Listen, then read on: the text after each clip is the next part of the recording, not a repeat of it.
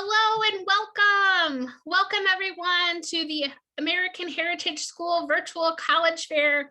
We have an awesome lineup of institutions from you to hear from this afternoon.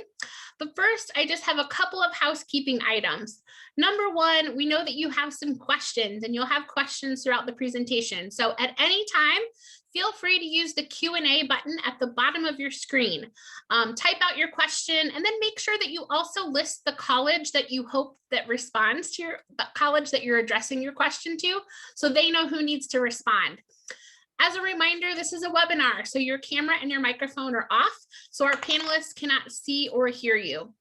There are going to be more sessions for this afternoon. So there's 2 more hours of this after our session tonight. So sign up for more sessions. And lastly, this is being recorded. And so there will be a recording that will be available within about a week at that same website where you registered for tonight's program. So without further ado, I'm going to turn it over to our panelists. First, you're going to have the opportunity to hear from Bryant University.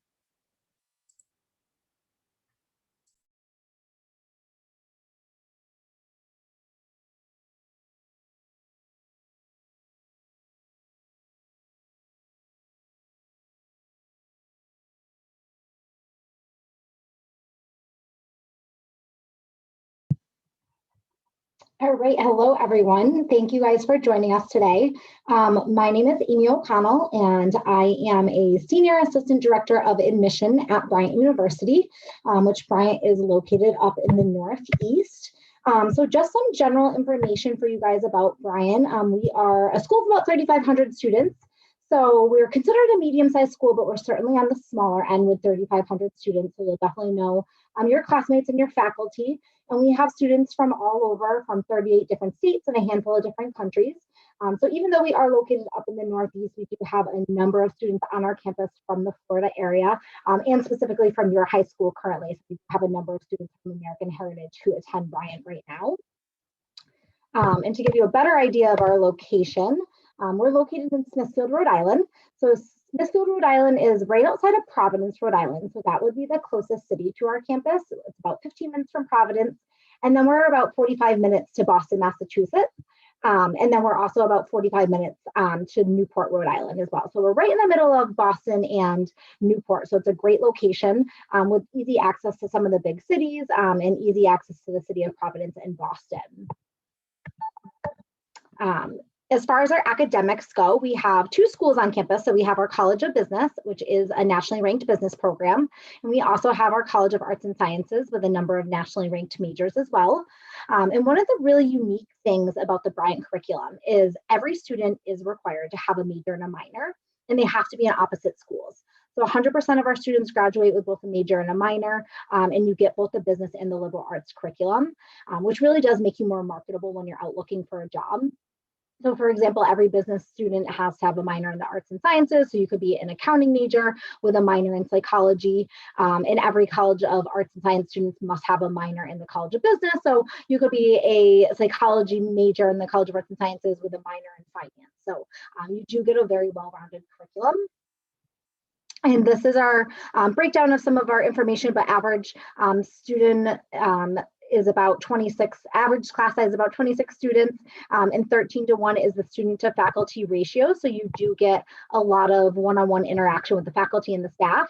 And if you're unsure of what you want to study, that's okay too. We have a really unique first curriculum that blends that liberal arts as well as business curriculum. So if you're unsure of what it is you want to study, that's okay. You can come in as undecided. And then outside the classroom, a lot of extracurricular involvement. So as far as athletics go, we are a Division I school. We do have a number of students from your high school right now who are playing on some of our D1 sports teams. If you're interested in athletics, but maybe don't want to participate at the Division I level, we also have 13 club teams. Still pretty competitive. Our club cheerleading team won the national championship a few years ago down in Florida. And then we also have intramural activities that take place. As well as state-of-the-art facilities. We have a rec department that hosts like Zumba classes, spin classes, and different things for students to stay active. We also have a pool on campus, running club, so a lot of different ways to be involved. We have over 100 clubs and organizations. So this could be anything from an academic club like the Accounting Association or the Law Society to religious affiliations. We have Greek life. So we offer 4 fraternities and 4 sororities on campus. We have multicultural clubs. We have music associations, art clubs, again, running clubs, ski and snowboard clubs. So plenty of ways to be involved. And a lot of our students will hold leadership positions within those organizations. And then we also have study abroad. So in a normal year, about 50% of our students will choose to study abroad. And there's 2 different options for studying abroad at Bryant. So you can do a traditional semester abroad and go for a full semester in a country that you want to visit. And then we also have what's called our sophomore international experience. And that is a 2-week trip that students participate in. And it's, you take a class for a semester, and then there's a 2-week travel component associated with the class. So a lot of different options, very popular to go abroad. Again, about 50% of our students study abroad. And then we have on-campus housing. So you have the option to live on campus for all 4 years. Very safe community right here on campus. About 90% of our students will live on campus for 4 years. So we are very residential. There's a dining hall on campus, another number of other options to eat on campus like Dunkin' Donuts, Starbucks. We have a handful of different places, a sushi station. So a lot of great places to eat as well. And then we also offer our Career Education Center, which is helping students to find internships. They'll help them to find jobs. They'll host on-campus interviews for jobs. Really strong campus recruiting program that we offer. And about 87% of our students do an internship before they graduate. But the number that really sets us apart from other schools is this 99%. So within 6 months after graduating, 99% of our students are either enrolled in graduate school or have a job. And of the students that secured a job, the average starting salary was $6,000. So students are very successful once they leave Bryant. These are some companies that students work at. And then just quick overview of the application process. You apply to Bryant directly through the Common Application. We will look at your high school transcript. Average GPA is about a 3.4. We are a test optional school. If you do submit test scores, average SAT is a 1270, ACT is a 2627. And you apply directly through the Common App. And then these are application deadlines for you to look at. If you have any questions, feel free to send a message to me in the chat.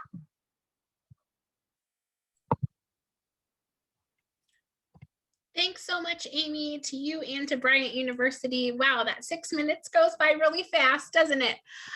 Those of you watching, make sure that you feel free to put your questions in the Q&A, list out your question, and then also put the college or university that you're directing your question to so they can answer appropriately.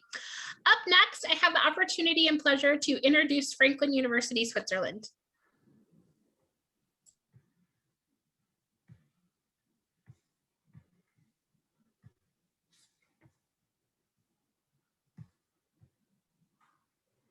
All right. Hi, everyone. Thank you for joining. My name is Katie Carter, and I'm the Assistant Director of U.S. Admissions for Franklin University, Switzerland. A little brief background, because you might not have heard of Franklin before. It is an American university just located in Switzerland. We're actually right on the border of Switzerland and Italy. So here's a view of our campus. You can see kind of our campus building here in the foreground. We are located in the city center of Lugano. And that is Lake Lugano. There's kind of the main city center to the left, and then all of the areas along the lake. And then those mountains there in the background are part of Italy. So we're about 30 miles north of Milan, about 2 hours south of Zurich. So Franklin University, Switzerland is an American university. It's private, and it is an English-speaking university. So it's a great opportunity for students who want to go abroad for their studies, whether that's for 4 years for a traditional bachelor's degree, or just for a semester or for a full year. We offer a lot of different options there. The nice thing is, when studying at Franklin, you're introduced to people from all over the world. So we have an average population of around 400 to 500 students. Usually between 50 to 60% of those students come from the United States. And then the other, 45% or so of students come from all over. So it's a really international population. We have over 30 different languages spoken on campus. You really get to know your professors very well. And Influx also have kind of those Socratic seminar classes and really get to know the students in your class from all over. You know, the nice way to learn from different global perspectives is through those class discussions, learning from people who have had completely different lifestyles and educational experiences than you have. We graduate our students with 2 different degrees. So they get a US degree, fully accredited. So if you want to return to the United States for grad school or just for employment, all that transfers. If you want to stay in Europe, you also receive a Swiss degree. So that really helps in terms of gaining employment with a work visa, you know, staying within Europe or within Switzerland. And it's a wonderful way to be able to travel and live globally post-graduation. One of the nice things of living in Switzerland is the accessibility to be able to travel personally as well. So we find students who, you know, obviously are thinking kind of out of the box in terms of an education abroad. Those who are looking to leave the US at 18 and go study for those 4 years are those who are adventurous and brave and want to incorporate travel into their academics. So as I mentioned, we're about 30 minutes north of Milan. We are able to, you know, our students can hop on a plane at the end of class on Friday and, you know, visit London or Prague or Barcelona and come back in time for class on Monday. So there's a lot of flexibility there. Also, in addition to your personal travel, the founders of our university actually wanted to incorporate travel within their curriculum. So every single semester you sign up for your classes, and one of your classes will be linked to a country. So say you're studying environmental science, the study of glaciers in Iceland, you would sit with your class and professor, and you would learn all about Iceland, about the ecosystem of living on an island, about the environment, the glaciers. You'd also learn about the Icelandic people, their culture, their history. And then in the months of October and March, the whole campus shuts down and everyone goes to the respective country that they've been learning about. And they stay there for 2 weeks. They might travel around the entire country. They might visit multiple cities or multiple countries per trip, but it's a 10 to 14 day trip with your professor and your class. And it offers you the opportunity to really get a behind the scenes look, applying that, you know, global perspective, learning from different cultures while also studying your core material.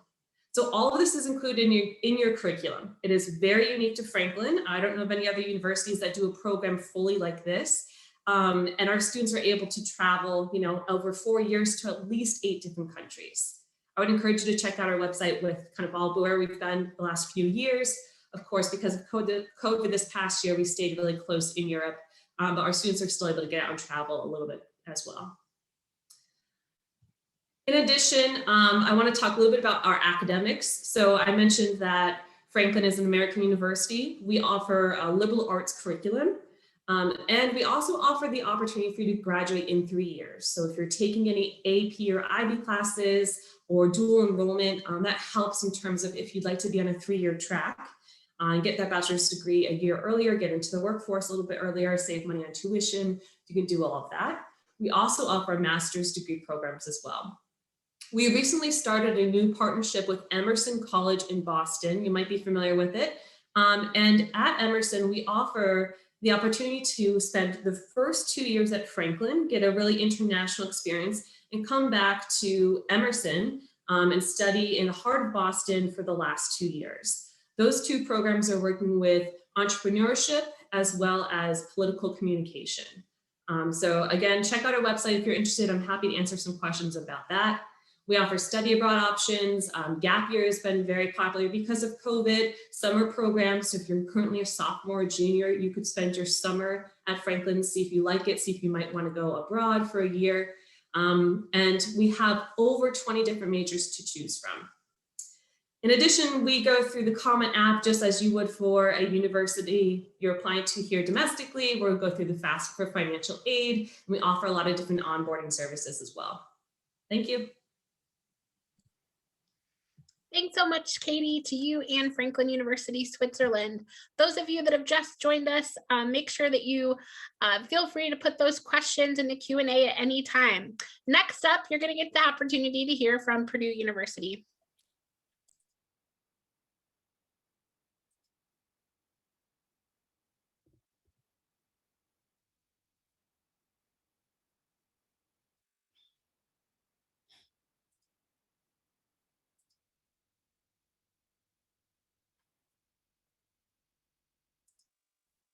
Okay, forgive me. I will get this. It was up just a minute ago. Oh, was it?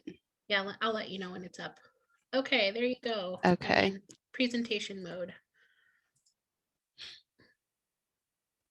Looking good. There we go. I haven't done this in a while, so thanks for your patience. We Hey, can see your notes if you go to display settings. Oh, I'm on the wrong. Okay. Oh my gosh. Looks perfect now. Okay, sorry about that. So my name is Susie Sabernick. I am Senior Assistant Director of Admissions at Purdue University in West Lafayette. And Purdue is a large public research university. You see we're over 45,000 total students and over or close to 35,000 undergraduate students. We are the land-grant university for the state of Indiana, so the majority of our students are from Indiana. However, we have students from all 50 countries as well as about 125 countries around the world. So large international population here as well. You see from the state of Florida, we have 354 undergraduate students who are currently on campus. Location-wise, we are about an hour north of Indianapolis and about 2 hours from Chicago. West Lafayette is a real college town. It's about 30,000 residents, and then Lafayette is right across the Wabash River with about 65,000 people. So smaller community, but really anything you need is here, and it's very easy to get to the airport. So flying here, Indianapolis is the best airport to use. There are shuttle companies that go to both the Indianapolis airport as well as O'Hare in Chicago. So very convenient for you to get back and forth from Florida to West Lafayette. So our application process, students will apply using the common application. You are able to both self-report your high school courses and grades in the common application, as well as your test scores. We were test flexible for this year. We haven't officially announced yet what our plans will be for fall of 2022. So for current juniors, just keep an eye on our website, and as soon as we make a decision, that will be posted. Being test flexible, if you were able to sit for a test, we did encourage students to send those scores. However, for students who were not able to take the test, they were still fully considered for admission. You do apply directly to a college and then to a major. We require one essay from the Common App and then 2 shorter Purdue-focused essay questions, and then we have the application fee, or there is an easy fee waiver request. So these are the 11 different schools and colleges, and again, students will apply to a college and then to a major within that college. I would really encourage you to visit that website where you can learn more about the colleges as well as the majors. We have 200, so there are a lot to choose from. Just a few notes, those of you who might be interested in engineering, students do apply directly to the College of Engineering, but then your choice of major is first year engineering. So all engineering students complete the common first year curriculum and then go into their engineering major their sophomore year. If you're interested in computer science is in our College of Science. It is not part of the College of Engineering.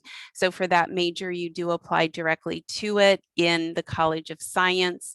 And then exploratory studies is our undecided option. So for students who aren't sure what they'd like to study, or if you have interest in several areas, it's a great place to start where you can learn about all the majors at Purdue. And then once you've decided on one, you'll switch into that major. So holistic review, so we're looking at all aspects of your application when we review. November 1st is our early action deadline. It is also the priority application deadline for students applying to computer science, nursing, and professional flight. I would really add engineering in there as well. Those are the 4 most competitive majors. Being complete by November 1st will also put you in automatic consideration for our merit-based scholarships, and it's also the deadline if you would like to apply to the Honors College.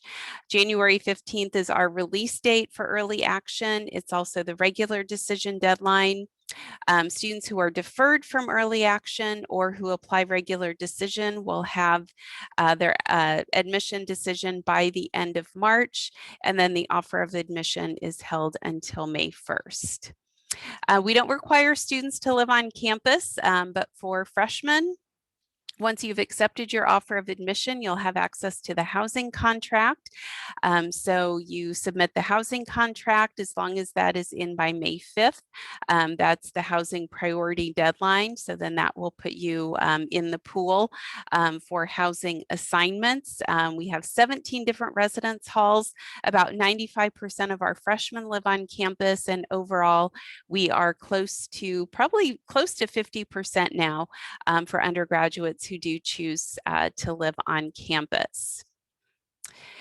And regarding scholarships and financial aid, we always encourage families to visit the financial aid website. There's a very useful financial aid estimator there. You can visit that at any time. It's live pretty much all year long. So that will give you a good estimate of the type of aid you could expect to receive.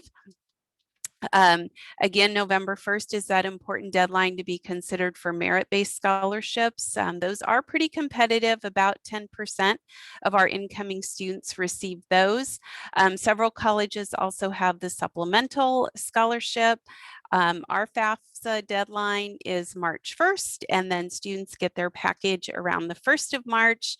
And of course, last but not least, lots of things to get involved in outside of class. We have about 1,000 clubs and organizations. We have band, choir. Like I said, we are Research One University, so about half of our students do at least one research program. We're in the Big Ten. Club sports, intramural sports, so tons of things to get involved in. Thank you. Thanks so much to you, Susie, and Purdue University. Next up, I have the pleasure to introduce Xavier University. Good evening, everyone.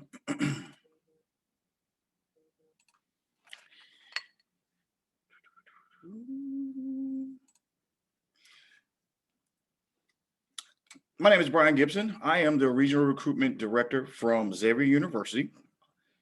Xavier University, we are a Jesuit Catholic institution located in Cincinnati, Ohio. We have over 90 different majors to choose from. Our student-teacher ratio is going to be 12-1. Average class size here at Xavier is between 22 to 28 students. We purposely keep it a smaller size. We just believe that learning best happens in an environment where you can get that one-to-one attention. Currently, right now, we have about 5,000 undergraduate students and about 1,900 grad students here at the university. Just to give you an idea of what our freshman profile looks like, right about 55% of our students come from outside of Ohio. So it's a very nationally recognized brand. 24% students of color. And again, at a medium to small institution, that number actually shows up on campus. And so for students of color, you definitely get a very diverse and well-rounded background. 19% of our students are the first of their families to go to college, which is important. Xavier is home to a lot of trailblazers, as you can imagine. And then we have about 39% of our students are the only ones that come from their high school. So again, not afraid to take those chances and risks here at Xavier. So 93% of our seniors rated their experience as either good or excellent at Xavier. We think that's very important. You want to definitely like the place that you attend. And then of course, we want you to be happy alums when you want to come back and recommend the university. And 98% of our students that graduate within the first 6 months are either working in their career field, doing some type of volunteer work, or study abroad or grad school at Xavier. Some of our top 5 majors at the university, we have a direct entry nursing program, which we enroll right about 170 students every year. And then, of course, our biological sciences, biomedical science, business is big. Students can major 11 different disciplines, marketing, finance, accounting, international business, business entrepreneurship, and then our fastest growing major, which is our business analytics program. 1 in 3 students work alongside faculty for research opportunities, do some type of study abroad, or in undergraduate programs on campus. We believe the secret sauce in our success at Xavier is our student success team. Each individual student that comes to Xavier will receive an academic advisor, a student success coach, financial aid counselor, as well as a career coach to kind of help you with that transition and then all things at Xavier. We have a 90% mandate for retention from first to second year, and then they persist throughout the university as well. So 64% of our students have some type of leadership role while on campus. We have over 170 clubs and organizations to choose from. Of course, we are in the Big East. We have 18 NCAA teams for you to root for, or for those that are highly competitive, you can definitely try out or are being recruited to come to Xavier. Some campus life information. All freshmen are required to stay on campus for the first 2 years. And then kind of after that, students move off campus, which is literally a lot of times right across the street. A lot of students live within 3 to 4 blocks of campus. We have a number of different off-campus housings to accommodate students. We are 7 miles or 10 minutes from downtown Cincinnati, which really lends itself well for students to combine their college experience with the Cincinnati itself. Cincinnati is home to a lot of major athletic teams, as well as over 9 Fortune 1000 companies in which we do internships and students have careers with those particular organizations. Every student gets a scholarship at Xavier. The scholarships range between $16,000 and $24,000 per year. That also includes books. We are also a test optional school. And so as far as the admissions process is concerned, we always recommend, obviously, a campus visit. If you can't get here, of course, due to COVID, we have a really comprehensive virtual tour that you can access through xavier.edu/campus virtual tour. And then, of course, you can apply through our Common App, or you can use the Xavier app, whichever you prefer. Some of our important deadline dates: December 1st is our competitive scholarship, as well as our honors applications. And so you want to definitely have those in by then. And then our most powerful tool that we use on campus is our Road to Xavier online feature, which gives you opportunity to communicate not only with us, but with other students that are interested in Xavier all throughout the country. If you guys have any questions, I hope that you would contact me or put your questions in the chat. I look forward to answering them. Thank you and have a great day. Thanks so much, Bryan, to you and Xavier University. Wow, we've heard from 4 awesome institutions and we still have 2 left. So next up, you get the opportunity to hear from the University of Colorado Boulder.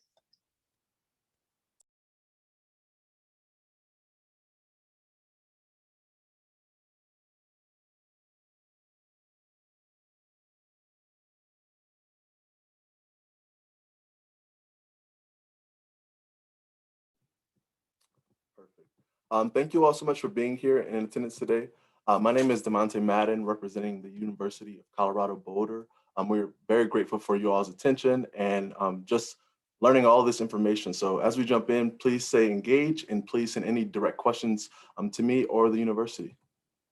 #1 college town in the USA. So CU Boulder has been ranked the #1 college town in the USA. Additionally, we have an 18-to-1 student to faculty ratio, just under 35,000 undergraduate students. We have a plethora of different schools, programs, and colleges for many of our prospective students and students who are actively on campus already. And then we have over 4,000 courses and 100 fields of study. And then over 525 clubs and organizations that students can create once they're on campus. Additionally, if you find yourself and 2 others, maybe roommates, classmates, or just community members, you can create a club or organization on our campus. Additionally, we're just outside of the mountains, so just south or west or east of some of the big ski resorts, and then we're only 45 minutes from Denver International Airport.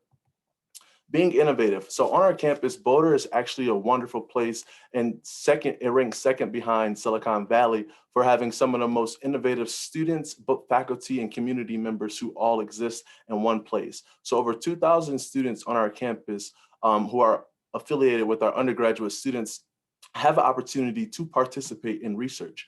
On our campus, we have UROP, which is our undergraduate research opportunities program, which many of our students find funding, mentorship options, and other research one opportunities on our campus. And then we have an annual New Venture Challenge where students find themselves immersed into different non-competitive, but also if they want competitive environments to figure out how to collaborate and use their technical and interpersonal skills. And then being together. Nestled up in between the Rocky Mountains, in between a large metropolitan city like Denver, and then you have mountains to the north of us, Boulder is a wonderful place to go to college. And I say that because many students, about 42% of students find themselves on our campus from outside of Colorado because of all the many different things that we have to offer. My favorite fact, my number one fact is Boulder's the number one place for female entrepreneurship and for people who are involved in the tech industry, education, and a big foodie town as well, with over 280 restaurants located within our downtown districts. And then more immersive, our college, our schools, and our programs, as you can see, there are different opportunities for you to engage into. And if anyone has anything specifically that they want to talk about, you're more than welcome to connect with myself as being the representative for Florida or our university. We're more than welcome to speak with you. Within our residence halls, we have about 24 residence halls on campus and then 17 dining options. So there's, again, a lot of different places to meet up with friends, to collaborate in our study halls, to go to the libraries, and really immerse yourself into our residential academic programs and our living learning communities. And then venturing out. What can you do within really about 5-minute walk or about 30-minute drive? So you can go skiing at Eldora Mountain, or you can go climbing at El Dorado Canyon, or being from Florida, I know a lot of you probably want to do some water activities. So we do have a Boulder Reservoir as well. And then finishing up a little bit, for the traveler, we have opportunities for students to travel abroad, and we partner with over 65 different countries with over 300 days of sunshine. You could be outside or doing something in any kind of element that you please, with over 300 centers or 300 groups directly partner with our Volunteer Resource Center. Our students love to collaborate. And then being a Research One institution, there are a lot of different opportunities to find just different collaborative works about. And then moving along, like other universities said, we are also on the Common Application. So our early action deadline is November 15th, and our regular decision deadline is January 15th. And then if you all have any opportunities or you're able to visit us virtually, please visit us and check us out. And my name is DeMonte Madden. So thank you so much for joining us today, and please have a wonderful day.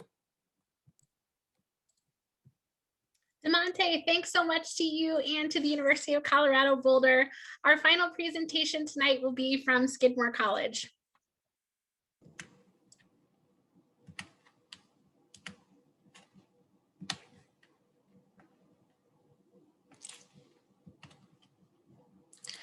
Hi, everyone. How are you? I'm Jasmine. I'm one of the assistant directors of admissions here at Skidmore. I'm also class of 2018, so I can definitely help answer any questions that you might have.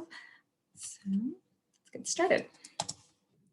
So Skidmore College is it's a small college, a liberal arts college, about 2,500 students that come, that have students that range from 60 different countries and nationalities. We do have about an 11% international rate, and about 5% of students that identify with, that are dual citizens or identify from different countries as well. And in terms of students, where our students come from, they do range in terms of location. We definitely have a lot of students that have applied from your school as well, from Florida and from all 50 states. So we definitely attract students from all over the country and all over the world. In terms of academics, we offer both Bachelor's of Arts and Bachelor's of Science. We do offer over 40 different majors. Some of our top majors include management and business, studio art, English, psychology, and biology are all within our top 5 majors. We also have, as you can see in the picture below, that's our new Center of Integrated Sciences that is going to be, that is currently being built on campus right now. So STEM is definitely one of the big pushes that we're having in terms of academics. And then also arts is another really big thing. So we kind of do our Bachelor of Arts in Science a little bit different. So a lot of our arts like studio art, dance, and theater tend to be Bachelors of Science, and then some of our sciences tend to be Bachelor of Arts. However, one thing that is really lovely about the fact that, you know, students are looking for a liberal arts college is that they do come in as undecided at Skidmore. So you have until the end of your sophomore year to declare your major. So you have plenty of time to really figure out what you want to do. We also have all college requirements, as many liberal arts colleges do, to help guide you through figuring out if you are completely undecided and help guide you through that. Double majors are another really big thing at Skidmore. It's very, very common to double major, double minor, triple minor if you have the time. So you can have really any combination of different interests, especially for students that have like very, very diverse interests like geosciences and theater. That's a very common thing at Skidmore. Collaborative research is also a really big thing. So you can start doing research as early as the second semester of your first year. So right off the bat, you can start getting experience. A lot of our students, because we are only undergraduate, a lot of our students end up having tons of years of research under their belt by the time that they're applying for graduate school. So they do end up getting published in some cases, and you can do research not only in the STEM field, but definitely in the arts as well, like dance, music, whatever you're interested in, you can absolutely pursue research in it. In terms of our location, we are located in upstate New York. We are a small city called Saratoga Springs. It's about 30,000 people. We are also known for the longest running horse track in the country. So it does attract a huge population influx that triples usually in the summers, again, pre-pandemic, but usually it does bring the population up to 90,000, maybe even 100,000 some summers. So it is very well known for its arts and culture. We have the Saratoga Performing Arts Center that brings a lot of named artists. You can see in the picture above, there's that's the downtown area, which is located about a 15-minute walk from campus, so very, very close by. What's nice about that huge influx of people is that we have all of these amenities open for students all year round. So a lot of different coffee shops, bookstores, 100+ restaurants in the area. And it is a very safe, small region, but we are also as you can see in the picture below, surrounded by nature. So right on campus, we have over 150 acres of walkable North Woods. We are also about 30 minutes away from the base of the Adirondacks. So if you are outdoorsy or want to explore that, we have it both on campus and really close by, skiing as well. And if you are looking for access to bigger cities, we are about 3 hours away from New York City, Boston, and Montreal. And then over 90% of our students do choose to live on campus. We only require them to live on campus their first year, but the fact that 90% of students continue to live on campus is really great. In terms of our admissions process, we take both the Common App and the Coalition App. I would say the Common App is more popular, but we don't have any supplements, so it's pretty easy to apply. The only supplements that we would ever require is if you're applying for one of our 2 merit scholarships, which I will mention in financial aid. But we are test optional. We have been, this is our 6th cycle going test optional. So we definitely we'll continue doing that. And then we also look at interest in terms of the admissions process. So interviews are definitely optional, but highly encouraged. And then we have a lot of different virtual options right now, whether it's a guided tour or connecting with one of our current students, info sessions, all of that. In terms of our admissions deadlines, we don't have early action. We only have early decision, which is binding. So we have early decision 1, which is November 15th, early decision 2, which is January 15th, and then regular decision, which is also January 15th. In terms of financial aid, we are need sensitive, so we do look at need. But if we do accept you as a student, we do commit to meet your full demonstrated need. So over 99% of our financial aid is distributed through need-based aid. And then 8 out of 10 of our students do end up doing at least one internship. And then about 86% of our alumni do end up pursuing jobs related to their career goals while they were in college. And then 75% of our graduates are completely satisfied with where they're at in terms of their occupation. And then last but not least, creative thought matters is our philosophy. Thanks so much, Jasmine, to you and Skidmore, and thanks again to our whole panel. I would like to invite our group to turn back on their cameras, and I'm going to go round robin in the order that we presented or that you presented originally. What advice would you give someone going through the college search process? There's possibly some seniors on, but it's most likely juniors, sophomores, and maybe some freshmen. So we'll start with Amy. And Amy, what advice would you give? So a lot of advice that I could give, but I'll save some tips for everybody else. But the most important thing I would say right now is, especially with so much uncertainty around the college search process right now, is really reaching out to the admissions office and forming connections with your admission counselor or the admission department. Even though you might not be able to physically visit a campus, there's still so many different virtual options for schools and ways to connect virtually, whether it's a Zoom meeting or a virtual interview, or still so many different opportunities. So really take advantage of those opportunities. There may even be more opportunities now with the virtual aspect of things as opposed to just visiting in person. So really make those connections, because those are going to make a difference when you can't meet people in person.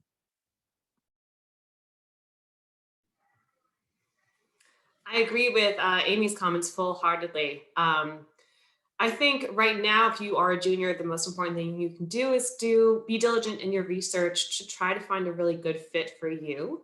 And that might be if you can go visit a campus and get a good feel for the people on campus, the resources that they offer, how the faculty and staff make you feel. If that's an opportunity you can do, that's great.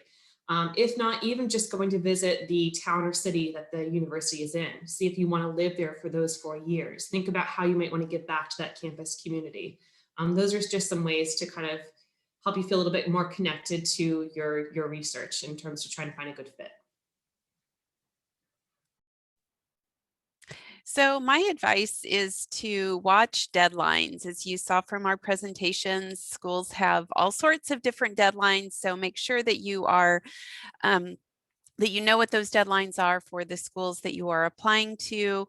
And the other piece of advice is you don't have to wait until the deadline to apply. So if a deadline is November 1st, I would say use October 15th as your deadline. That way, if there's an issue with your application or a transcript, you have time to check and make sure that your app is complete by the deadline that the college has set.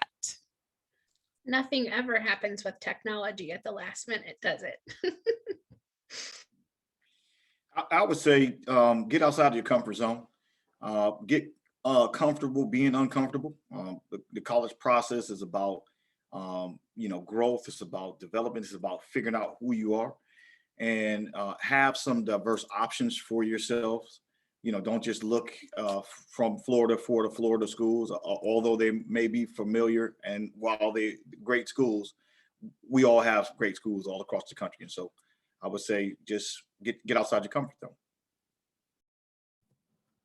Yeah, it's pretty difficult to follow up any of those. But I would allude to what everyone already said, but really personalize your individual journey.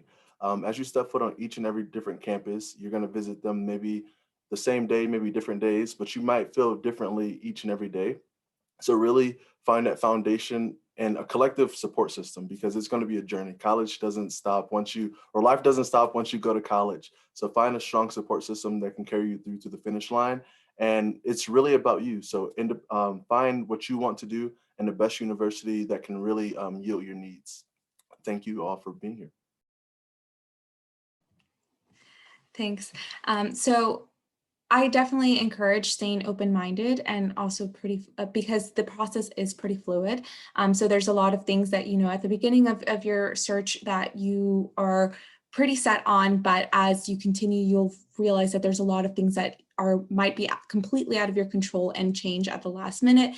So just being open to those changes, being open-minded to maybe trying, different things, like Bryan said, being open to kind of being uncomfortable with a lot of different options, but also looking at what is speaking to you, and not only the feel of the college if you are able to visit it, but also, the sense that you get from maybe speaking to other students, maybe speaking to the admissions staff, anything like that. So just remaining really open-minded and fluid throughout the process. I hope that you'll take a look at all of these smiling faces on the screen of the professionals from institutions across the nation and the world, and know that they are each there to help you, and make sure that you use them. There's always going to be someone like each one of them at all the schools that you're most interested in, and their job is to answer your questions. And so never hesitate to reach out via phone, email, whatever is most comfortable, and use them as part of your college search. They will definitely enjoy it. With that, I would like to say thank you so much for joining us this afternoon. As you close out, there's going to be a quick 4-question survey. So I hope that you'll provide us with some feedback. Sign up for more sessions. There's some coming up in the next 2 hours. You still have time to sign up. If you love this format, there's more to come. And the recording of this session will be available within about a week at that same website that you registered, along with all the other recordings happening today. We wish you the best in your college search and hope that you have lots of fun in it too, because there's a lot of fun to be had. Have a great one, everyone. Bye-bye.